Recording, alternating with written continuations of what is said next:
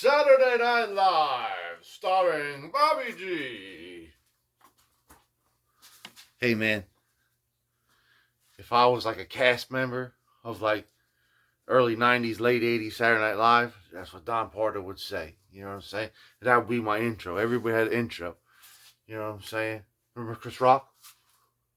Some shit like that, man. You know what that was? That was him getting slapped. You know what I'm saying?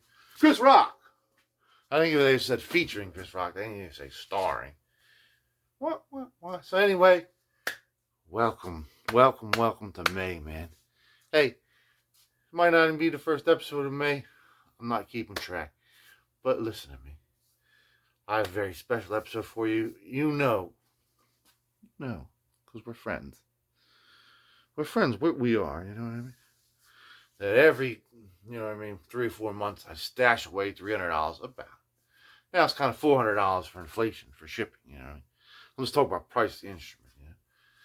And I get something that I really, really want from my heart. My heart was calling out for me. The past couple times I've done it for like romantic guitars. This was the last one I got. This is the oldest known existing left-hand guitar, probably from the late 1700s, early 1800s. I keep talking about it. Every time I talk about it, it's like, it was made by cavemen. It was found in a Neanderthal cave, man. It keeps getting older and older. And this, of course, was the one I did last summer in August. I got that from Italy. This one came from Portland, originally from France. So, back to Germany, man. Back to Germany. I'll tell you the story, man, because I had a little bit of money and the taxes. Ooh, looks like it's time. It's time to elevate. You know what I'm saying? So I started looking at Reverb, started looking at eBay, started looking at all the foreign eBays, and I found a beautiful, I think it was a Gibson J50 from like 1968, something like that. And it was all fucked up. But it wasn't so fucked up. The Guitkit couldn't have fixed it. It had the same kind of thing these guys had, separation. You know what I mean? It had some, problems with, the binding is all fucked up. And it was like $4.99. I was like, work, you know what I mean? So I was like keeping it cool, you know what I mean? Zero bids. And it like ended like right around the time I'm like driving home from work. So I'm like, 501, you know what I mean? Just in case. I'm driving home, like, I got it. Gibson guitar, just real Gibson guitar, Kalamazoo. I was singing A, B, C, D, E, F, G, H. I got a guitar from Kalamazoo. I don't mean to boast. And I got home and I checked my phone. You've been outbid. I was like, what? It was like $506. I was like, what? You motherfucker. I was mad as hell. You know what I mean? I was mad. I was upset. I was disappointed in myself. And me mismo, as they say in Spanish. And me, myself. So I was moping around. Checking all the internet sites, man. Checking around. And then all of a sudden, some things happened. Two things, like, sort of materializing. Because they come and they go in rounds, you know what I mean? Like, you get, like, somebody dies somewhere and their little collection goes online. I saw a whole bunch of ukuleles made in Hawaii from, like, 1915, like 3 or 4 of them in the $100 range. Ooh, I'll find one of these, man. I was like, but you know what? Let me just check ebay.de from Germany just to see if there's no romantic parlor guitars over there. And I love them. I love them. These are like pretty much the only 2 guitars I really play. I have a couple. I play the Johnson also. I play my Ibanez. You know what I mean? That's pretty much it. The only one I play. You know what I mean? Anyway, I'm excited, man. I'm looking through ebay.de. Let's see what I can find. 3 beautiful romantic guitars with the peg heads, with the pegs in it. You know what I mean? Early ones. You know what I mean? 2 of them, I checked the listing and said, Nick Dachshund, USA. Whatever that means. It says, I won't ever ship to USA. You know what I mean? He's like Hitler's brother. You know what I mean? He's like 112, selling off all Hitler's guitars, man. This guitar, I play with the Fuhrer. You know what I'm saying? He was, you know what I'm saying? Hard up, man. The third guy didn't say nothing about not shipping to USA. I was like, I'm going to email this guy. Hey, man, would you ship to USA? And like instantly, I got a message back saying, yes, my brother, I will ship to the USA. It'll be 90 euros. DHL. I said, ooh, I like DHL. 90 euros, about $93. Yeah. And then he's like, oh, it'll only be 78 euros, my friend. And I was like, oh. So I bid on it, you know, saying whatever you wanted, like 212 euros, and I won. Nobody else challenged me. I was champion.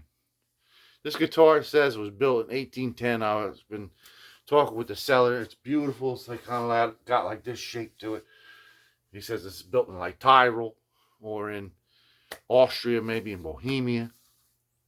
Around about 1810. I'm thinking maybe 1820, 1830. It looks a little bit later than that. I sent a picture of it over to my boy Len, Classic Guitars from the auction. He's like, it's probably a homemade thing. I don't like it. It's got a lot of damage. It's messed up. But I didn't pay very much for it. You know what I'm saying? I told you guys, we're friends. Don't tell anybody else. Especially, don't tell my wife. You know what I mean? Anyway, so I appreciate you spending a little bit of time with me. We're waiting for the package. We're hoping that it's not going to get damaged from Germany. You know what I'm saying? Probably won't. Germans are very, very, you know what I mean? With their DHL, like, they're real careful with it. I've bought a whole bunch of guitars from Germany in the past, and I've never had any problems. So, when it comes, we'll unbox it together. You know what I mean? I'm gonna hold your hand this whole time. You're gonna see when the second, you know what I mean, I open that box and all that Deutschland air comes out. You know what I'm saying? We'll smell the sins of our fathers together. So I'm gonna flip you around. As soon as it arrives, you're gonna see a big box. You know what I mean? You don't have to wait. I have to wait. I'm suffering for both of us. 1, 2, 3. And there it is, people. Now I want to say something about DHL and the German shipping system. It's like so clockwork. It's beautiful. It's beautiful. Estimated shipping date was the exact shipping date. The time will be the exact time it shows up. You'll be sitting on a couch watching cooking show when postman would lug box up to your door with many stickers on it. This box has been through, you know, the ringer. It's delivered quite a few guitars in Europe too, man. You know what I'm saying? Before it hit me. You see all kinds of pack labels. It's like an old suitcase, man. And its final, you know what I mean? It comes by way of Radzokeil, Deutschland. Yes. And what is it? It is a guitar gesprochen. A broken guitar, man. Worth 200 euros.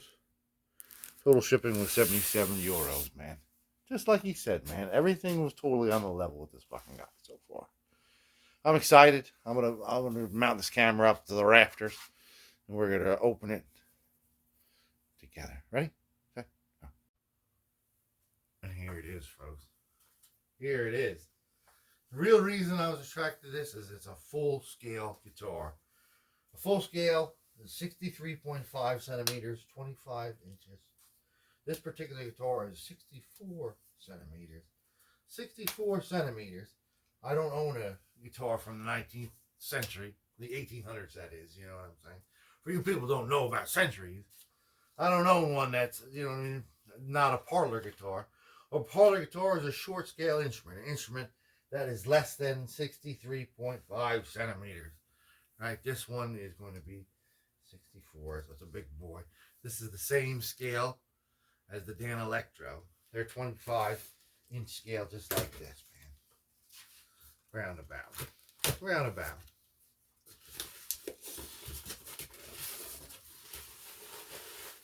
Ooh, I see all kinds of stuff. All kinds of little stuff inside, man. And here it goes. It's got a case, I think. His case to fool you. Look at that. He's got like a little case, man. Look at that. I wasn't expecting this. I want to send him a Valentine card. Thank you, my good friend. Look, it's got a little sticker on it. You know what I mean? It's got the Girl Scout cookie coupon. Imagine he has like a $100 bill in here. He's discount. killing all the people during the war. Now this guy.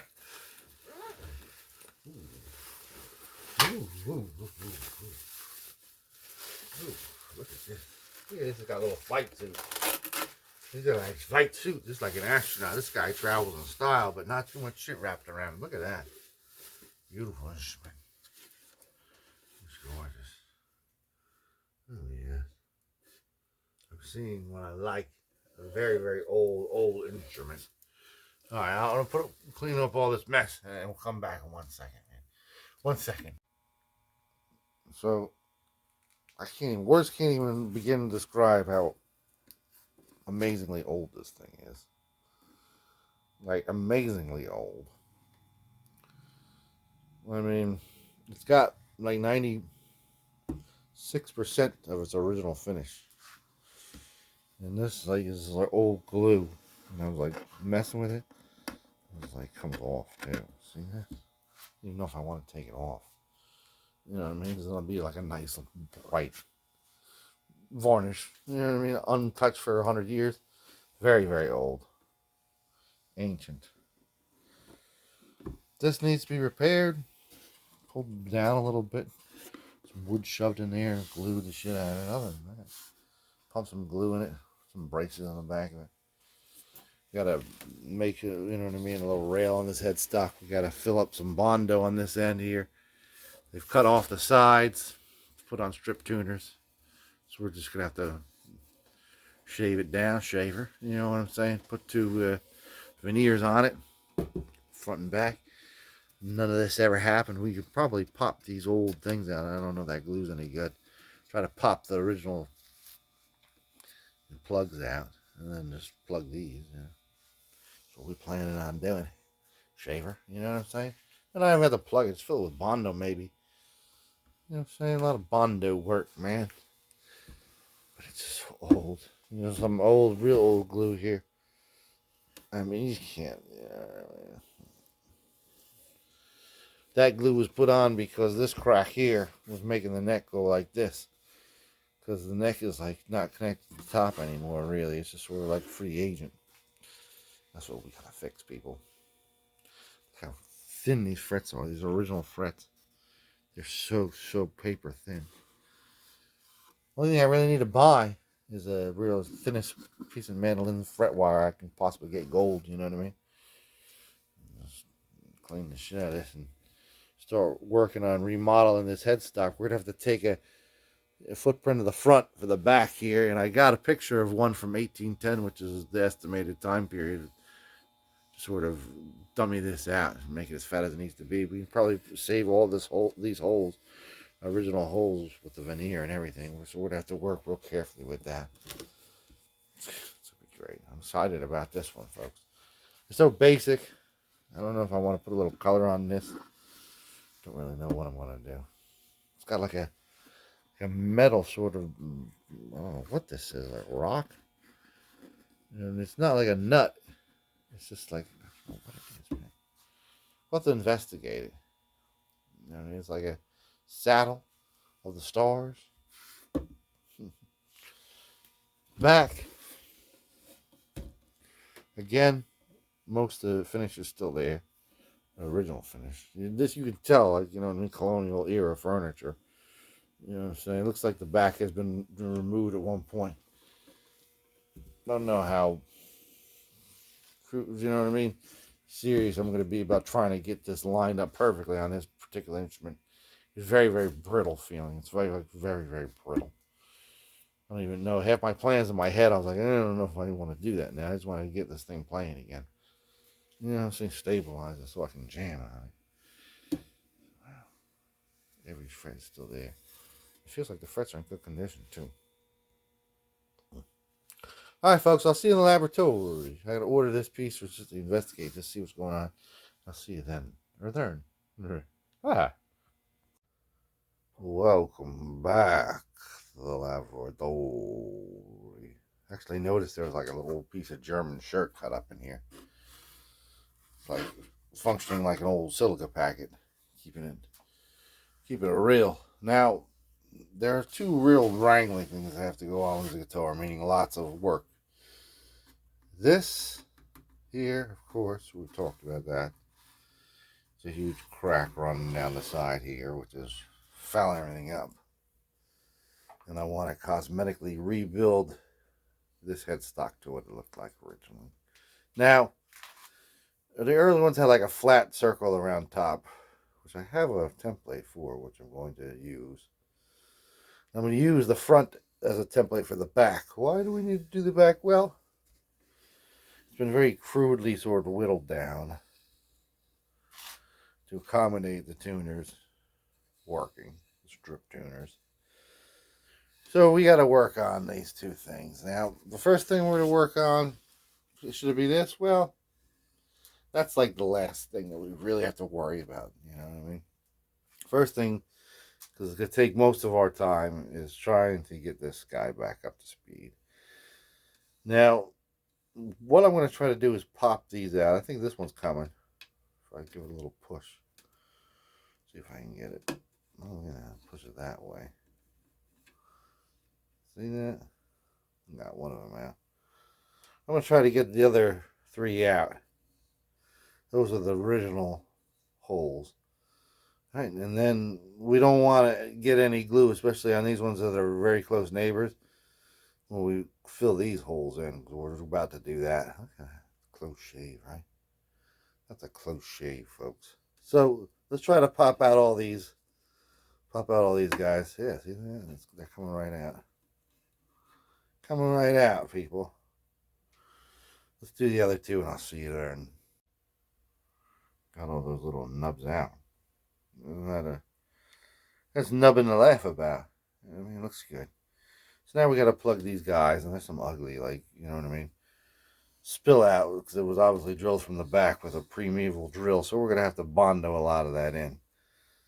So I've cut from this dowel of hardwood 4 nubs for these soon-to-be plugged holes, and what we're going to do is we're going to paint with a paintbrush, glue inside these holes in there, and paint it around here, and just stick this guy in and put a piece of masking tape in the back so it doesn't, you know, I mean, go too far. And these are slightly smaller, you know, so we can Bondo over them correctly, right? But at least it's filled with wood. So I'll show you what I mean in a minute. There it is, man. So we'll let it dry, and then we'll come back to you at that point. All right, so it's all set. It's nice. I sanded this down just a little bit. I wanted to see what was over here too. Nothing doing, man. So what we're gonna do now is we're gonna take this guy underneath this t-shirt. I got an old scanner. I hooked it up to my laptop. I'm gonna scan this headstock, and then I'm going to bring it into the learning lab, right? And I'm going to superimpose a headstock on top of that and make a pattern. You know what I'm saying? We're going to pattern this guy up. I'll see you in the learning laboratory. Welcome back to the learning laboratory. So here we are. This is our reference photograph of an 1812 headstock, and this is what I'm going for.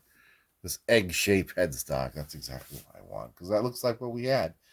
And this is what I want to try to replicate. So we have our scan of our actual headstock right off our scanner bed. Doesn't come out that bad.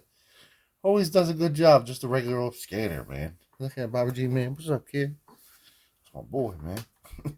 So what we have to do, man, bring it into old Photoshopper, right? You got it in Photoshop.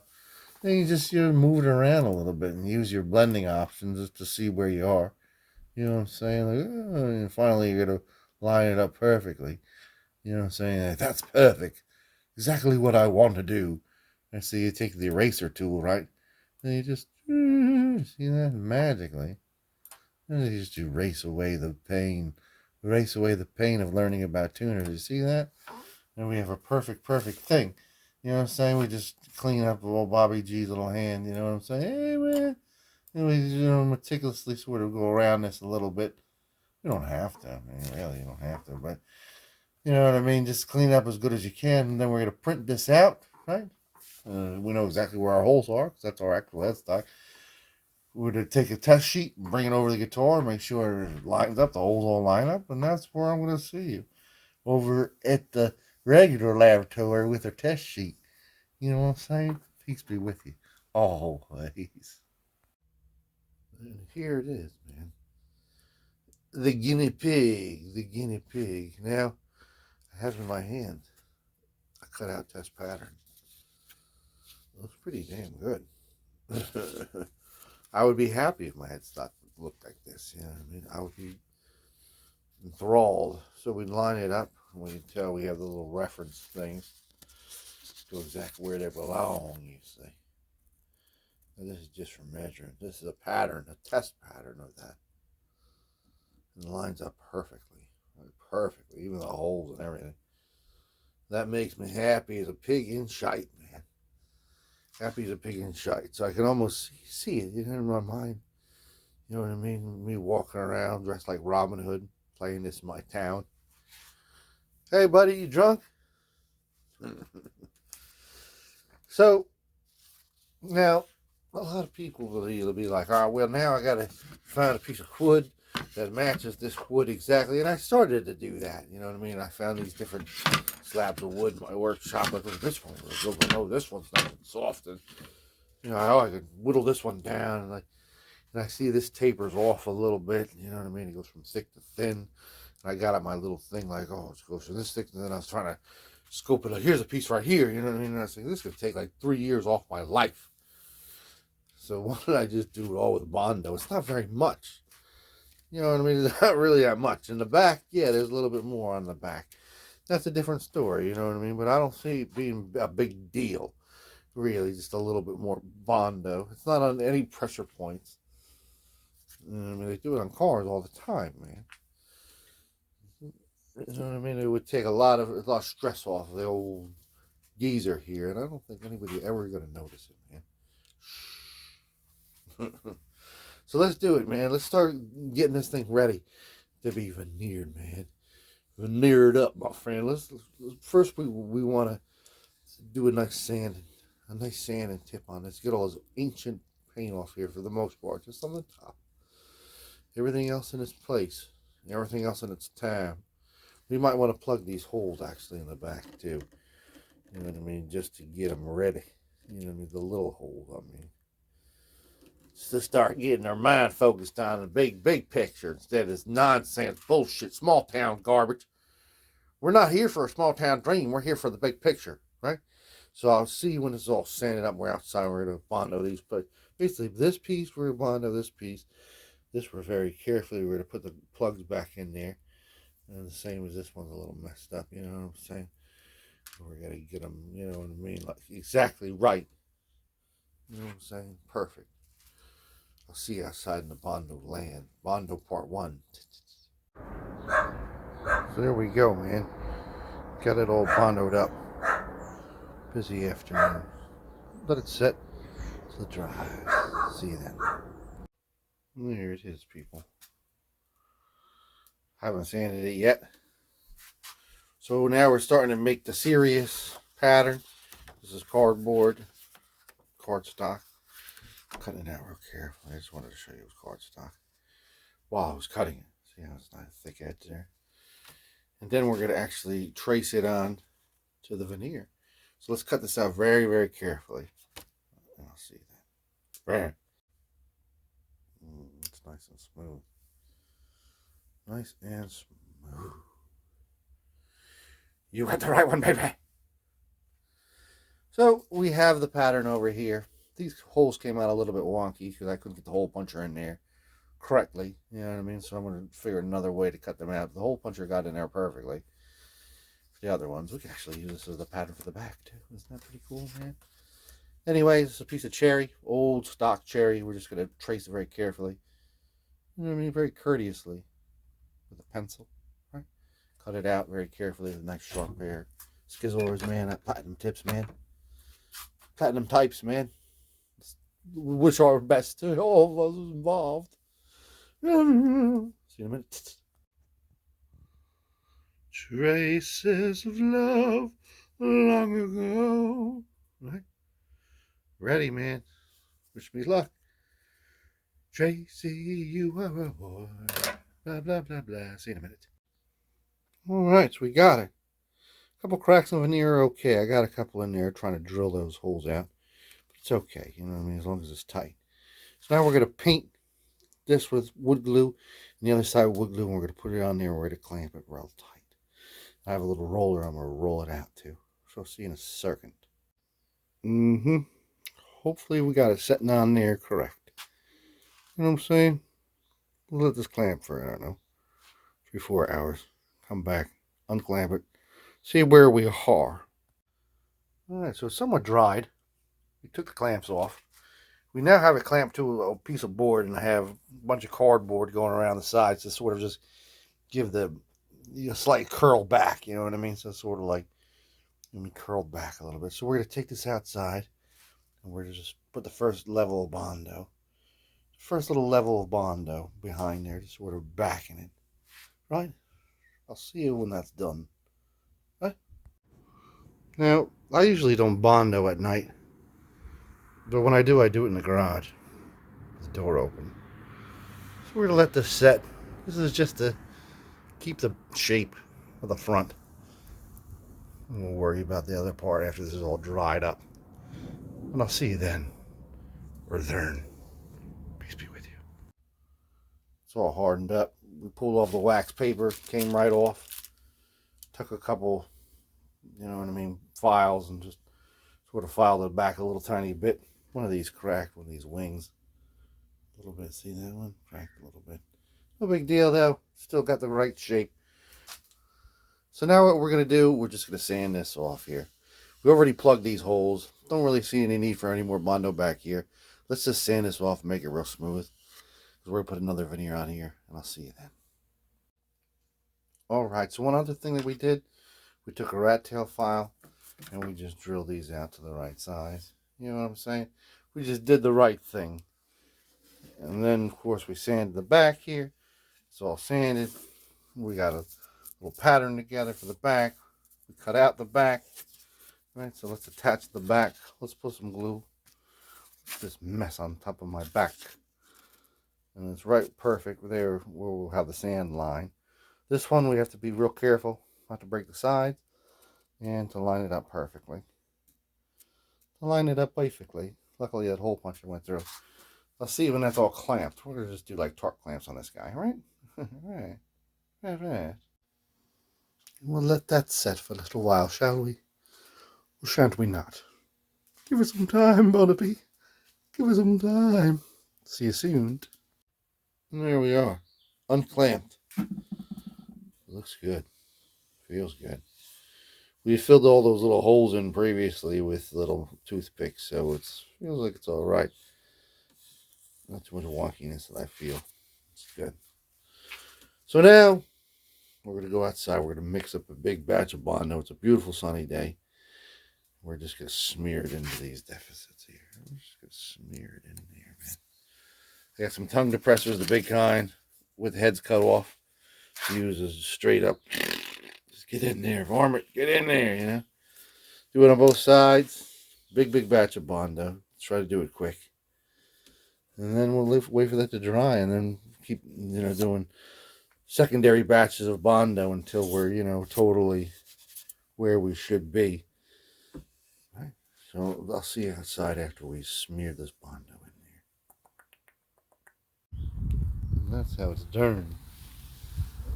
That's how it's done, people. I'd be a darn fool if I did it any worse. Look at that. It's great. Looks like a piece of wood, man. We made a big mess. Gotta clean it up. We're gonna leave this out here though, because we'll let it dry for about, I don't know, 45 minutes or so. And then we're gonna go over it with a little bit of just a slight bit of sandpaper. And then we're gonna do it again. Just a little pickup coats before it's fully, you know what I mean? Oh, it's great looking.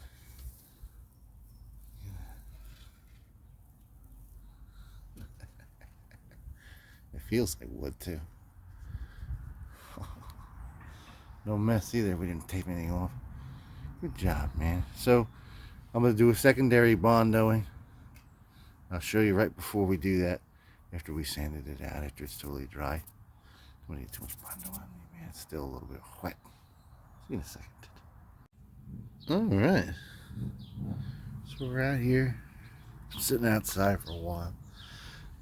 We sanded it down lightly.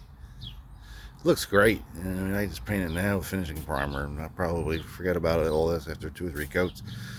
But let's give it a safety coat of Bondo. I also want to get a little Bondo up here. It's this little tiny crack. I want to get that crack filled in, fill the crack, and tape it off a little bit, you know. Get a little bit more Bondo on these edges too, you know. I like there's a little stress crack right here.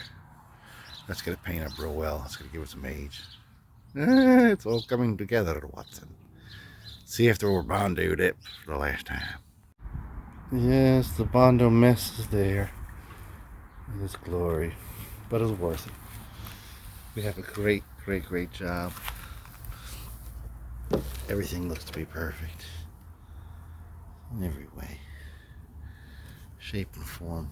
I was doing it, and like the guitar kind of like slipped like off the table. I was just about to like smash in a million pieces on that concrete floor, and I just grabbed it with my, and I just got it like, just like ding. Speck of damage on it. I saw the whole project flash before my eyes, man. It's drama, man. I think we did a beautiful job. Everything's perfect.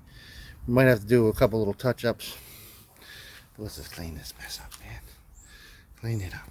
See when it's all dried out.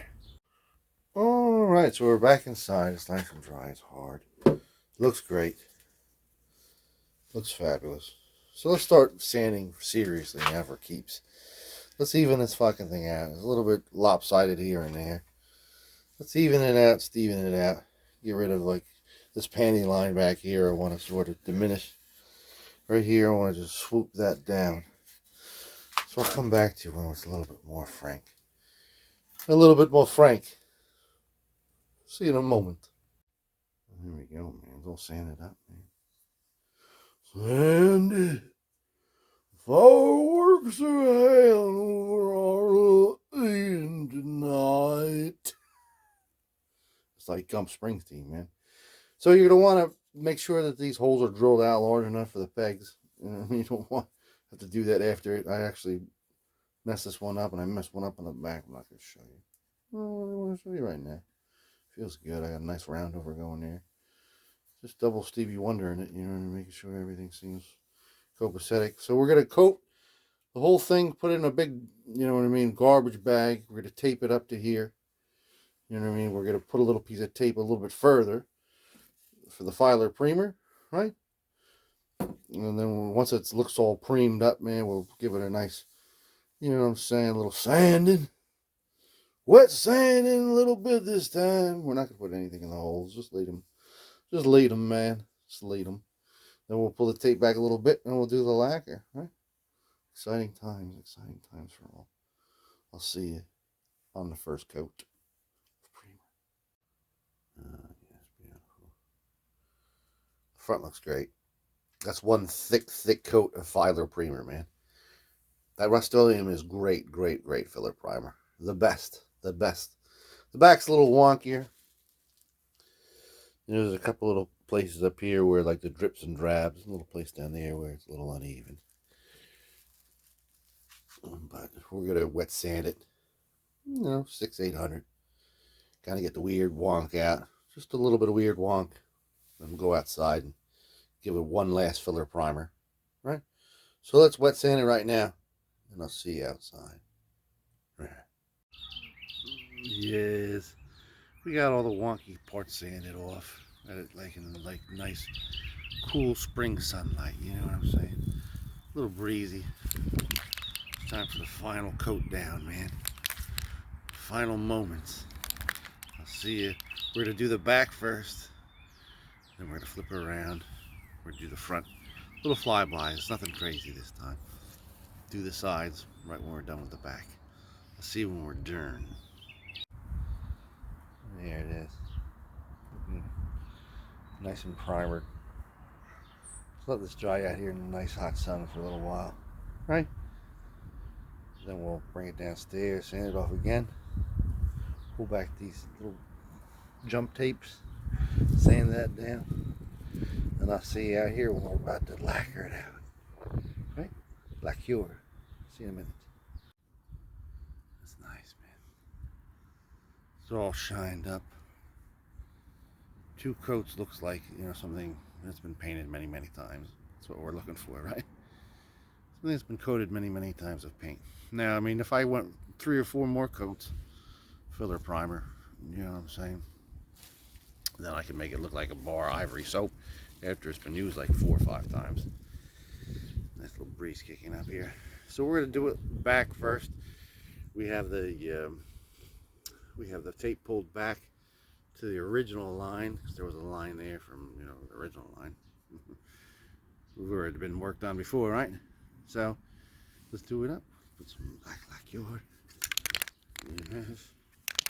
Same system, Rust-Oleum. We'll do it flybys. Nothing crazy. See when we're all done. So there it is, folks. Look at that. Had it outside for about 5 or 6 hours. Picked up all that like springtime sort of stuff in the air, right? Miscellaneous stuff, just like the old times. Looks great though. Real thick coats. At the end of a long day, we're gonna put this downstairs.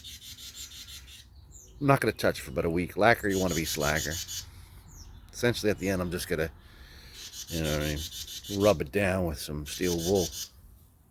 Yeah, that bird doesn't like me being near his nest. Time to bring this downstairs. See you in about a week. Here we are, back in the laboratory. It's been 2 weeks, man. A 2-week tender. A tender 2 weeks. And in those 2 weeks, this is really dried to a hard just shell. It's beautiful. You can feel everything's dried out in there. The Bondo's all cured out. Good and hard, and it's all nice and sheeny, and it's got a nice coating over it all. It's really good work. Really good work. You know what I mean? It's not perfect, but I mean, when we're done with it, it'll look good. Now, we're not going to fuck with it right now. We're just going to leave that guy for later. Leave him for later. We got bigger fish to fry in this old frying pan. And the reason, we're going to leave it for later is it's going to keep curing out, over the next couple of weeks we're working on this guitar. All we're going to do is eventually knock the luster off that. So that can wait, So this is the thing that's going to take us a lot of time. See this? The huge crack going up and down here. There's all kinds of miscellaneous cracks in this guitar. I mean, it's over 200 years old. It's a very old instrument, without a doubt, without a deadly doubt. And so what we're going to have to do, we're going to have to put a little bit of pressure on both this side and on the neck. So I'm going to take my other hand. I'm going to press this down here. Ooh, and I don't want to drop the hammer. I'm just going to push this down. See how when I push on it on one end, I can line it up perfectly. So what I'm going to do, what we're going to do here, what we're going to diddly do is we're going to get a clamp, right? And we're going to clamp it down here at the edge of the counter. And then we're going to get another clamp it here. You know what I mean? We're going to permanently sort of make it in that position. I got a little piece of veneer. I don't know if this is sort of like a pine, little scrap. Got the same tight sort of, look, man, we're just going to cut a little tiny, tiny sliver of this and just stick it in that crack while we go back. A little sliver. We'll put a whole bunch of wood glue in everywhere, you know what I mean? And then we're going to put some little splints. Now with the splints, for this kind of guitar, we like to either use little blocks of or like sections of either a popsicle stick or a tongue depressor. Our popsicle stick is a little bit taller than a tongue depressor, but they're both sort of handy. They both have their advantages and disadvantages. And we're going to clamp them up. We're going to clamp some things up, some cracks here, and try to, this is a little bit sunk behind. We're going to, you know what I mean, steady it up, bring it up a little bit with a piece of wood. Same on this side. This side was glued successfully. It looks like 100 years ago, 150 years ago, 200 years ago, something, you know what I mean? Ancient glue, you know what I mean? It's like all kinds of, you can see, it's like elephant putty, you know what I mean? This is old stuff, man, you know what I mean? This is good, but it still seems to be pretty much all right. So I'm just going to try my best to just wiggle it back a little bit on this part. It's a little bit uneven. And just make sure this is all lined up. Because this is, missing some material, but it's not off. You know what I mean? This is off a little bit. It's sort of like the neck is sort of twisted this way. And we're going to fix it up there, buddy. We're going to fix you up there, buddy. Right here is a problem. That's what we're going to resolve. And there are a couple other little cracks and elevations. This guy that needs to be clamped independently, and there's a couple other cracks I want to pump glue into, but that can wait. That can wait, William. Let's whip along on the whipper wall. I'll see when we're all clamped up, and I'll show you what we've done and how we've done it, and we'll be all proud of each other. See ya. So got the cracks all kind of glued and reinforced. Got the little tiny sliver of wood cut. Let's shove it in there and just clamp it in. Some clamps in there, little number of splints. A couple of splints on the back with them popsicle sticks, tongue depressors. See you there. So there it is. In traction, the full effect, man. Ready to sit for a little time, right? We got to straighten it out. You know what I'm saying? We got it filled in. We got that little piece of wood. Believe it or not, that little piece of wood's in there, man. Up to where, you know what I mean? It couldn't fit in anymore because the crack was sort of glue everywhere, man. We put a little bit of extra glue on this side, although it was, you know what I mean, pretty much good. We see there was a, on the other side of the guitar, like exactly, Jason, there's another crack, and that's already was shimmed like a long time ago. Right around the time this early repair was done. But this looks good, you know what I mean? It's in the right place. The guitar sitting at the right place. Got another little shim underneath this guy, keeping it straight, keeping it even. Hopefully just as even as Steven can be, you know what I'm saying? 2 or 3 days, we'll let this set. Chill in its ways, right? Ways and means, Doc, right? Looks good, man. Looks good. That is totally plain, too. You know what I'm saying? It's totally not sticking up at all. It's perfect, man. It's perfect, perfect, perfect. See you in a couple days, Doc. See you then. So it was 2 days. I actually put a heavy box of dies on top of this front end here just to keep it all, you know what I mean, exactly perfect. So we've had it setting for a little while now. We took that little clamp off here right now. Looks good, you know what I mean? So now I want to sneak a little splint right around here. I'm going to put a splint right around there. I got a piece of tongue depressor on a piece of real cheesy masking tape. We're going to just try to sneak it back there. There's a real tall brace here. Try to sneak it back there and tape it on there. Just tape it on there. We're not going to try to. That real tall brace, I don't want to mess with it. I don't want to break it. I don't want to crack it with a clamp. I want put a piece of wood there without taking the guitar apart. Right? So let's try to do that right now. Then we'll reclamp this, of course. Put a little bit more glue and everything. You know what I mean? Look out the undercarriage. Make sure it's all right. See you then.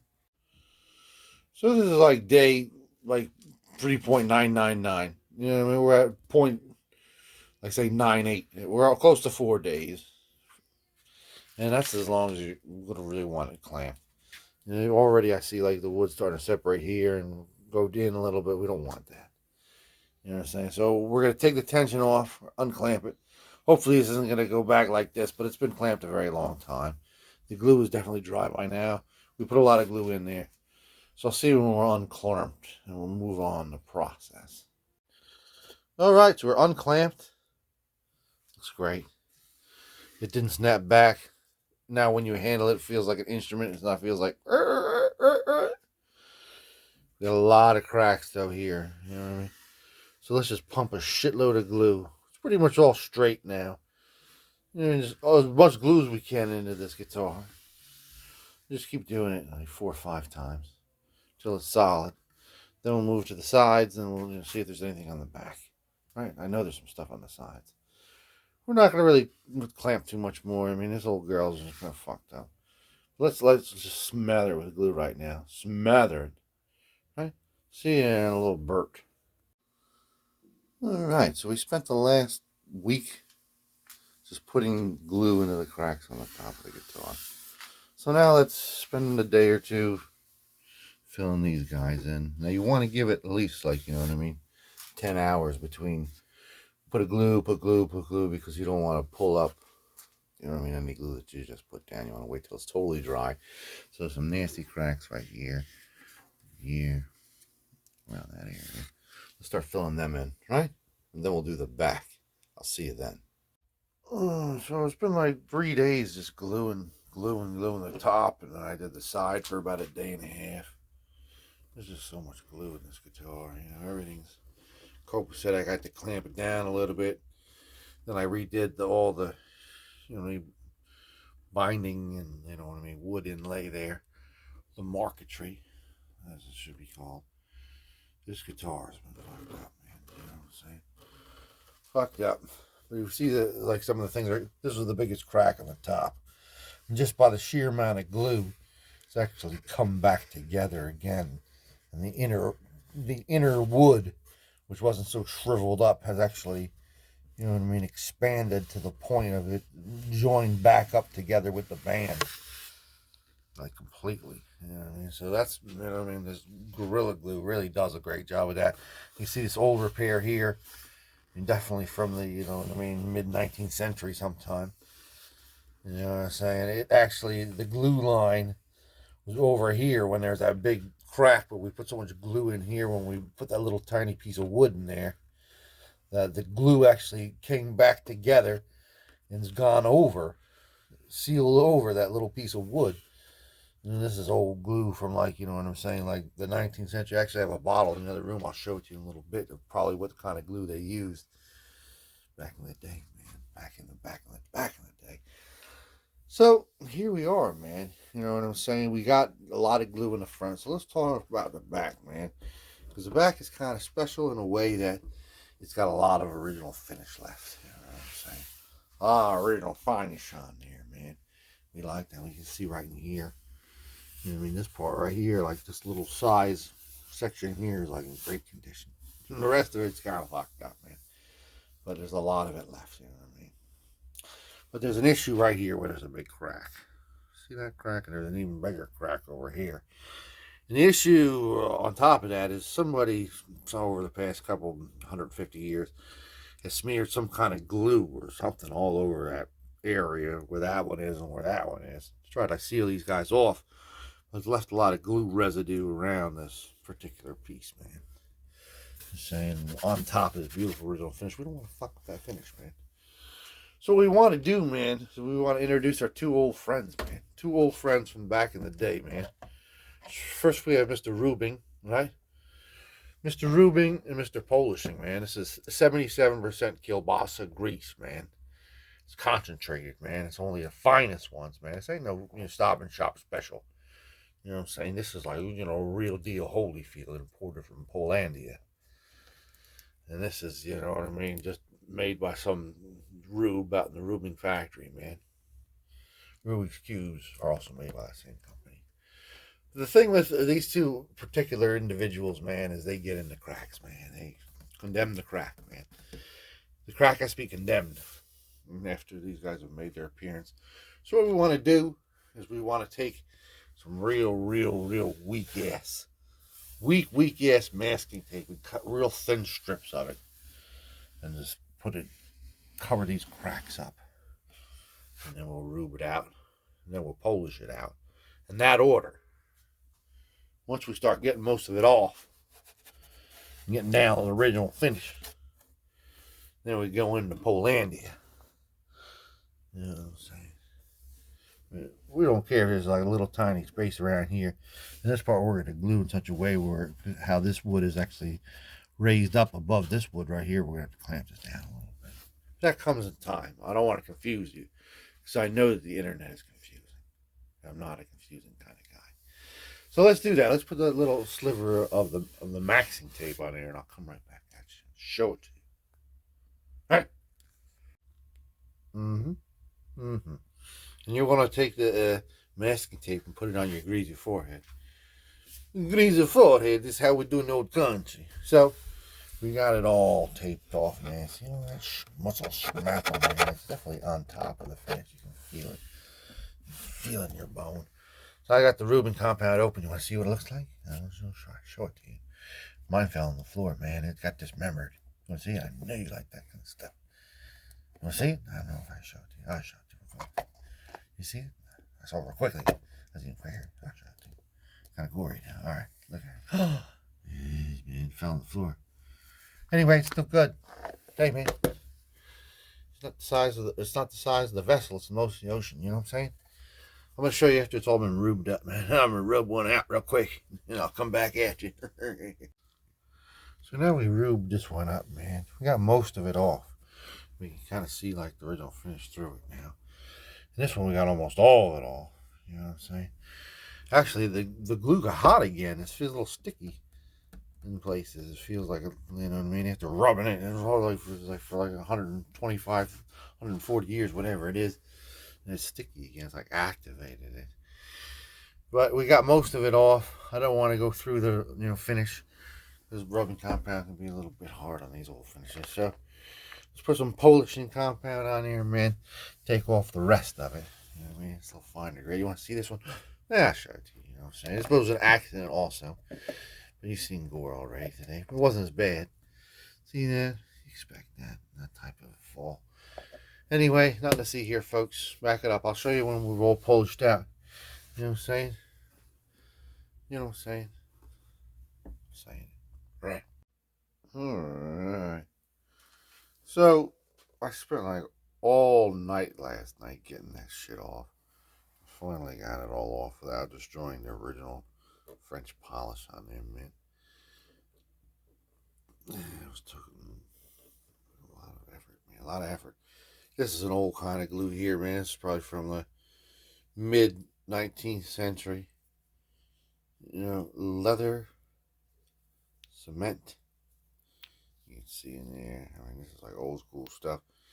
It kind of has a consistency when you're rubbing it, rubbing on it.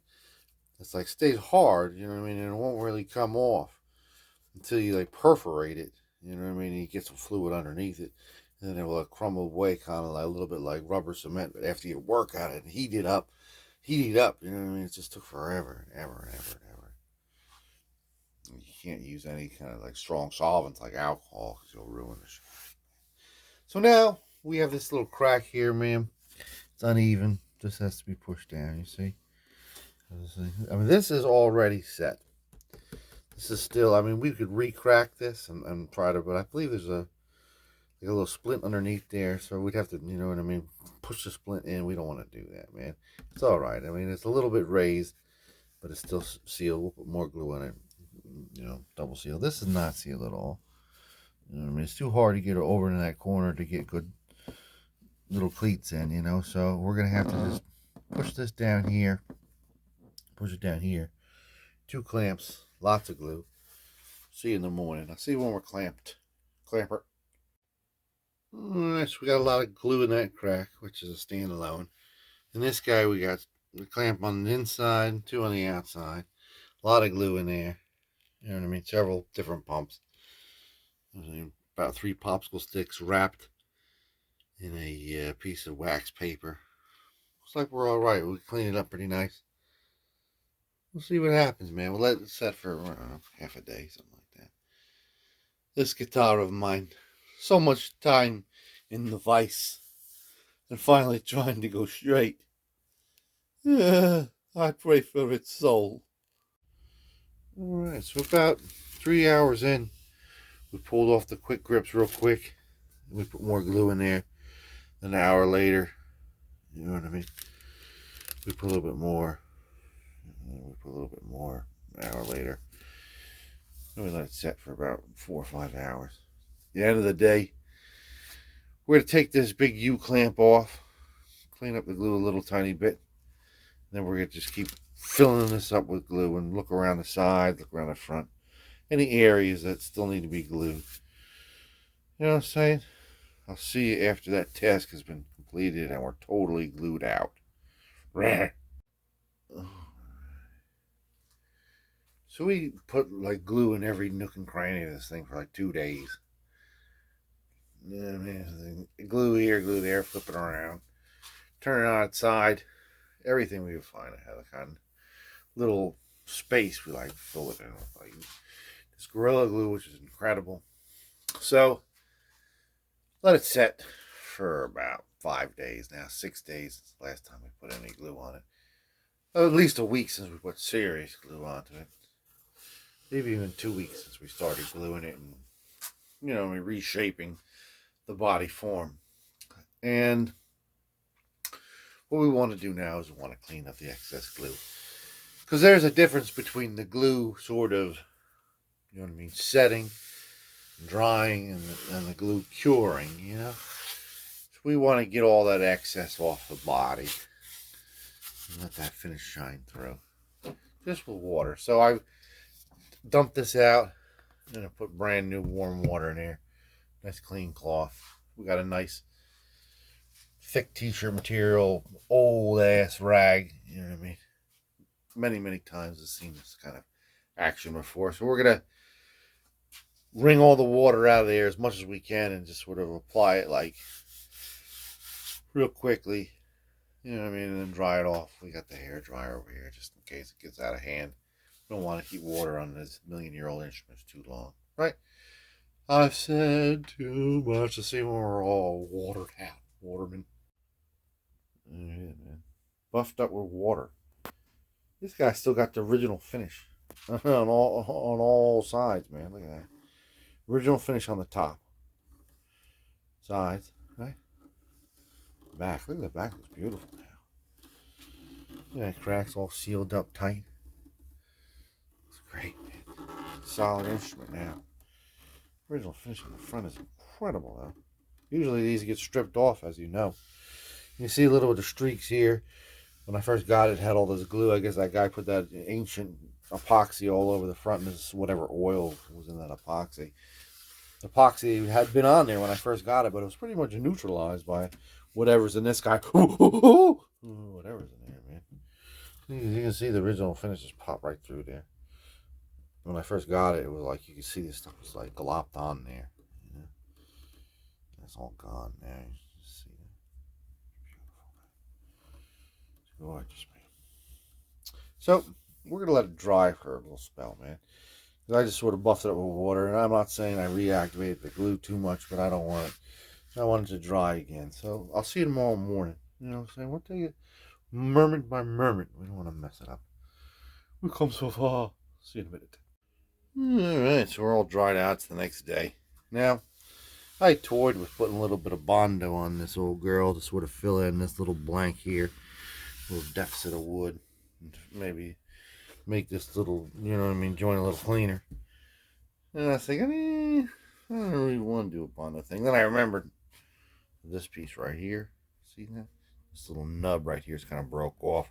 So that E string is going to be like, you know what I mean, dangerously sort of flopping around. So we do have to go put some Bondo there. Just a little tiny micro batch. The other things, we can't really tape this up. We put even the weakest of masking tape like this on here. It's going to pull off, you know what I mean, whatever little finish is left. So we don't want to do that, you know what I mean. That's the only really clean way to do it. So we're not going to bother with it. We're just going to get this guy, you know what I'm saying, as good as we can. Try to clean him up a little bit. I'll see you outside after we micro bondoed our little tiny little area. There it is, man. I think we achieved our little goal, man. I think we accomplished it, didn't we? It's good, man. Our little micro Bondo mess. Luckily, it's a micro mess. We'll have to clean it up. We'll let this guy sit here. A little spell. It's the exact right specifications. I'm proud. Proud of you, Debbie. You did good.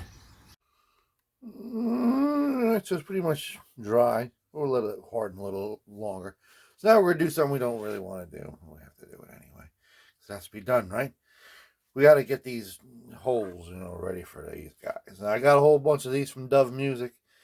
These are Swiss-made boxwood viola pegs, right? So I did 2 sets because viola has 4 strings.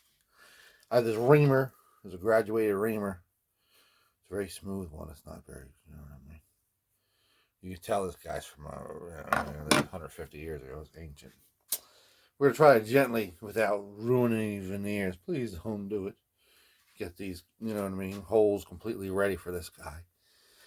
And then we'll have to fine-tune taper these, you know what I mean, with a piece of sandpaper. Make sure they fit snugly. So let's do that right now. There's a little bit of glue seepage in there. Careful, gentle. See you in a minute. Alright, so those holes are all perfectly round.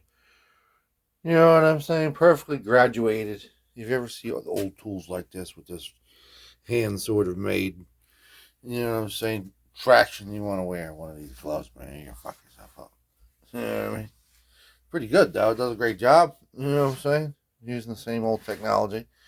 So now we're going to take a little tiny piece of like an emery board, maybe a little weak emery board, and get in there. Just round this off a tiny bit, and then we're going to take a black furniture marker and just go over that. The top of this guy, fill in a couple little spots, you know what I mean? This over here kind of bothered me. I don't know what that was. It's not for me. This, and there's like some kind of little scratch there. So just, you know what I mean? We're going to pretty much leave the fretboard as is, you know, and just want to seal it in. So let's do that. Let's see there. See that? Seems like old times. Nothing doing, right? It's great. A little bit old, a little bit of new, folks. So, what's next, man? Well, let's just go down the line, man. See this line? I want to disguise it. So, I have myself a needle brush over here. Right? This is called a needle brush because it's got like a little tip inside there. It's even protected by plastic. This isn't even like a real thin one. It's the only one I had that was like kind of thin. We're going to mix up some acrylic. You know what I mean? About that shade. A little darker maybe. And we're going to try to fill that in with a steady hand. Right? And I'll see you there. At that point. Right? Right. Alright, so it's dry now. It's looking a little bit matte. You kind of see it sticking out like a sore thumb. But it doesn't, like in person, it doesn't really, you can't really see it that much. Now look down here, there's a little tiny bit of wear over here. We're going to do the same thing. We're just going to paint that with some acrylic. We're just kind of like using the acrylic as a stain right now. Come back when that's done. So I got a pretty easy solution to this kind of situation here. We'll see if it works. Maybe it doesn't. Alright, so it's like, again, it's real ashy looking. Real ashy looking. Got a real simple solution. This is a furniture crayon, right? We're going to go in that crack. And then we'll just go over that. Bring the sheen back, you know what I'm saying? Bring back the sheen and keeps it sort of like stained out. I'll see when that's done. You'll see what I'm saying. See what I'm saying? See this now, and then say it later. Ready? Say now. Nothing doing, man. Looks great. Looks perfect. Just that little crayon action. Even here, I mean, you have to really look for that. You know, fill. You really do. It looks great. It's fantastical. Fantastical. So, let's think about this bridge here. It looks like, to me, it was shaved off in the 1820s. This guitar probably is from 1810 roundabout. Homemade affair. And there's kind of confusion about what's going on here and what's going on here. You know what I'm saying? Because what's going on here, when I first got the instrument, when it was all fucked up and the thing was all looked like it was supposed to intone where this missing piece was. I was like, cool, I'll put a piece of antique mandolin wire in there. You know, that'll be fine. You know, whatever this is, we'll just leave it. You know what I'm saying? Then we reset the neck, and this is the correct. You know what I'm saying? The correct position at the 12th fret. Right after the 12th fret, it's at 32.5, and it intones exactly at 65 centimeters, that is, which is this exact point. So it probably is right, man. We'll see what happens, you know what I'm saying, when we'll put strings on it. You can see that this has been put in there very amateurly. Hacksaw marks on the actual top of the instrument. Luigi Legnami era, they want to play things real slinky, so I think this guy was like, A, put the action down, and B, put the intonation correct. Even though it's probably only a small percent, you know what I mean? He called out the original maker. Still a fantastic instrument, though. We'll definitely see what happens when we put some strings on it. I mean, all kinds of weird stuff can happen at that point. So I'm not going to refinish, you know what I'm saying, that bittersweet chocolate as original. I'm just going to put a little bit of, you know what I'm saying, oil on there maybe. You know what I mean? Because just in case I had to put a little piece of fret wire in here, I don't want it to be all gooey, refinished. You know what I'm saying? It's a pain in the ass. I want you to get all kinds of stuff in there. So the next phase, in modus operandi, what we have to do is knock the shine off of this. We've already reamed out the holes. We've kept everything intact. So let's knock the shine off very carefully with some, quadruple grade steel wool. Just get that guy looking, you know what I'm saying? We can turn this feller over, and I want to show you something. I want to show you something special, friends. You can see the original line of demarcation here when they started messing with it, and then you can see how the crack actually goes into the new lacquer finish and everything. It's perfect. It came out absolutely perfect. So we just got to knock the shine off there and bring it back to where it looks like it was, you know what I mean, part of the original kit and caboodle. So I'm going to get to work on that. I'll see you right when that's done. This is a big, big step. We're real close, people. We're real close to going back to 200 years. Hence, right? Henceforth. Look at that. This is gorgeous. Gorgeous. Gorgeous. Both sides just looking nice and matte. Nice and matte, man. Nice and matte for the people. Proud of it. Very proud of it. Very, very proud of it. So, now I'm going to I'm kind of jumping around here a little bit. Do the good deed of darkening this a little bit with some lemon oil from Hilbert, right? That's all we're really doing. Although it'll be nice to get a little moisture. So let's just put a little bit on there before we move on to the next step, and I'll see you then, son. See you then, sonny. Yes, and I kind of like buffed it when the oil was like fresh on there. So now what we're going to do, we're going to seal the dill, man. I got some Mom's cleaner wax. Gonna put it everywhere. Everywhere on there. Up here. We're gonna bring back some shine. We're gonna do some cleaning. That's why it's called cleaner wax, man. This is to clean. We're gonna keep it away from certain places. I don't want to put it like right in here, of course, where we don't. Not too much around here, you know what I'm saying? We'll just limit the luster, you know what I'm saying? Limit the luster, buster. Try to get this a little bit sealed up, cleaned up a little bit without. I don't really want to put furniture polish on this guy. I don't know. I just don't want to do it. I want it to stay natural. You know what I'm saying? Stay natural with the wax, right? So I'll see when that's done. I mean, I got so much original finish here. You know what I mean? I don't want to really muff it up, right? There it is. All super shiny. On all sides, people. Look at that. Oh my God. All original finish. Isn't that crazy? We locked in Holmes's dirt, man. You know what I'm saying? We didn't even clean it off. And you see, this is the original sort of hue of the fretboard. It's almost like perfectly intact. That was probably the original hue of the original top of this bridge here, but it does not exist anymore, man, unfortunately. It's the only part. Look at that. Looks good, man. So let's go set the old drill press to drill these holes out, and then we'll have to individually, piece by piece, fit them for each hole. Some of them have to be shaved a little tiny bit because we didn't ream her all the way out. House, she's still a little tight. We want to keep it tight. You know what I'm saying? Want to keep that shit tight. Keep that shit tight. We get a C-section, Holmes. So let's see on the flip side over there by the drill press, man. Over there at the end of the row. See it? You got it on the floor. I'll see you over there. Alright, so we got them all marked off. About a quarter of an inch down. Got them, you know what I'm saying, a real rigged up rig. A real rigged up piece of equipment. So let's try our best to do our best. And I'll come back to you when we're done.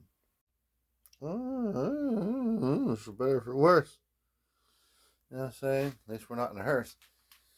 So, it's time, man. Son, I've taught you all you need to know. Go off and find a woman.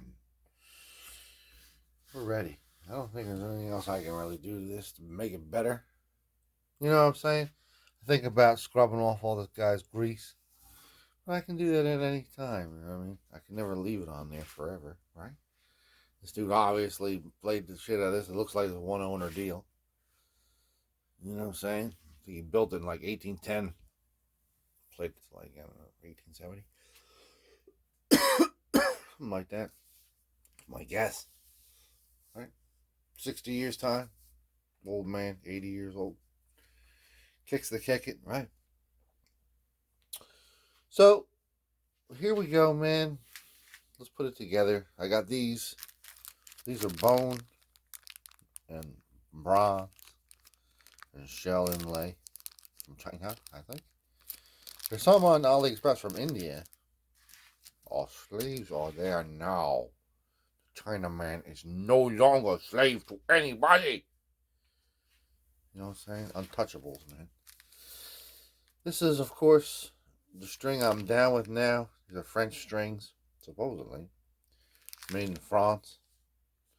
This is the 520B. Savarez, I've talked about them before. We're going to use them. We're going to attach pipe cleaner. Check this out, man. In America, they sell them as chenille stems. Right underneath it, in French, it's like pipe cleaner. The French people don't fuck around, man. We clean our pipe with this shit. Nobody cleans a pipe with these really anymore. I don't think so. I like the blue one for after when I smoke the good stuff. You know what I'm saying, man? I got nothing else to say. We're going to take a little pipe cleaner, half of one, attach to the bottom to sort of give it a little bit of a cushion behind here. Sort of just jack this in there, just as sort of like a counterweight. So the way it's done, man, so you don't pull the whole top off of these ancient guitars, but it'll sound great. And we're going to, you know, string by string, just weasel these guys through the top there. You know what I'm saying? Weasel them through the top, man. That's the way we do it, man. We're the weasel bound people, man. So I'll see the glamour shots, or I'll have like a big pile of like wood that has original finish on it. Fuck! I fucked it up! Fuck! You know what I'm saying? One way or another. 1, 2. And we have a nice little romantic guitar here, man. From the early days. Sounds great. Had to do a little bit of work. First off, I couldn't use those pegs that I bought because they were too fat. And I didn't want it. I mean, this took the real early ones. I had 3 of those early ones, little guys that have no divot in it. You know, I use them. And I just use 3 plastic ones. I'll try to pick up a couple more of these on Reverb or eBay. Come up every so often. Had to put a piece of that mandolin fret wire in that first thing, and I took a 1/4-inch dowel, nice hard one, and I put it against the file and made a little flat surface and put this guy in the middle of it. What happened was, once I put the neck straight on this where it should have been, I got rid of any kind of bows. The fact that this guy took 1/2 centimeter off of the bridge in height wise, you know what I'm saying, trying to fix the, you know, messed up angle that it had, affected it so it was way too low. So we have this guy on there, and now it's perfect. Now the action nice and slinky, very slinky. Frets are good. You know what I mean? The scale's comfortable, and most importantly, it feels like a guitar that I've been playing my whole life. You know what I mean? That's a good one. You know what I mean? It looks great. Looks ancient. You know, it doesn't really look like it's had too much work done to it.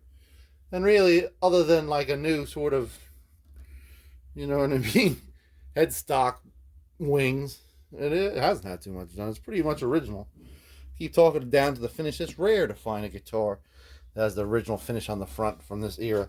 But most of them from this, you know, area of the world were all sanded off. It's kind of rare, and it's got a lot of finish on it too.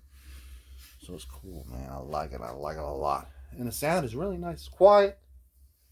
It's a quiet little instrument with its little, you know what I mean, wrought iron, you know what I mean, strap button for a little piece of string or something like that. It's definitely a conversational piece, you know. But it's back in action. It's structurally sound. You can't really see too many of our repairs, right? It looks pretty much as it should. Nothing looks like, hey man, I can see what he's done. You know what I mean? So let's hear it, right? And then we can say, peace be with you. Look after yourself. Peace be with you. Look after yourself. Peace be with you. Look after yourself. And there it is, folks. Guitar from about 1810 from the old Tyrol lands, man. In the Tyrol, we find the coal in the Tyrol.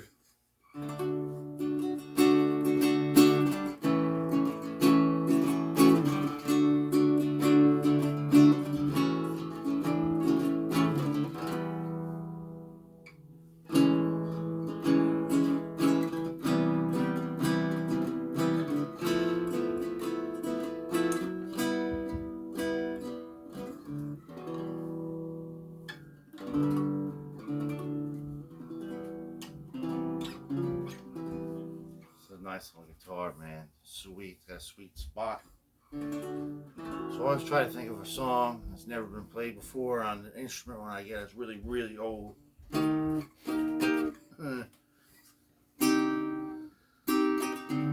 meet every day in that same cafe. We don't know it's wrong.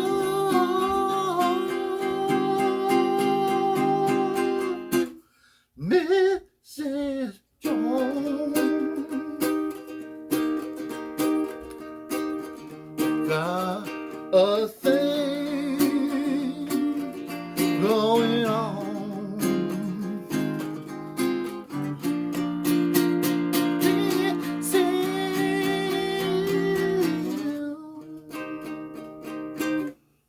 I don't even know that song, man. I was just like, I think I can get it.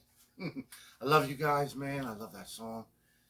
Hey, man, it's got a built-in tuner. See that? Little holes for the tuner. Early design, man. It's crazy. It's insane. Lightweight. It's a beautiful instrument. Over 200 years ago. And it looks great, man. Peace be with you. See you next time if there's a next time. Don't break it. Don't break it up.